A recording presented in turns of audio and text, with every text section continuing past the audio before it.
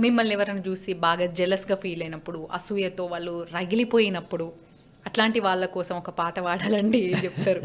అంటే వాళ్ళు ఇయన్ అట్లున్నా మనం మంచిగుంటాం గదా! ఇయన్నీ కూడా సినిమాల్లో సందర్భాలొస్తే బావుండని అనిపిస్తాం.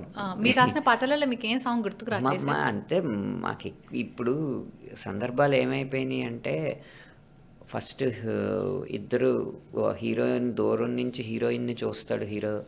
ఆ తొలి చూపులో ఏదో అవుతుందో అప్పుడో పాట. హ్మ్. హీరో ప్రేమని హీరోయిన్ లేదా హీరోయిన్ ప్రేమని హీరో యాక్సెప్ట్ చేసుకుంటారు. అప్పుడో పాట. ఆ ప్రేమలో ఒక పాట. వాళ్ళిద్దరికీ బ్రేకప్ అవుద్ది. ఆ బాధలో ఒక పాట.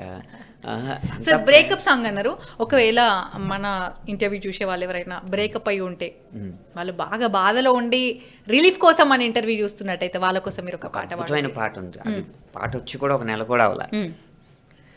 గురుతుందా గురుతుందా నువ్వు తడిసిన తొలి వర్షం అది వెలసిన తరువాత ఆగిందా ఆకాశం గురుతుందా గురుతుందా వెలిగించిన తొలి దీపం అది ఆరిన తరువాత మసకైందా ఈ లోకం జల్లులో హాయిని చూడాలంతే వెలుగులో అందం చూడాలంతే అది తొలిదా మలిదా నీకెందుకే తొలి ప్రేమే తోపు కాదే అమ్మడు నీ లైఫ్నే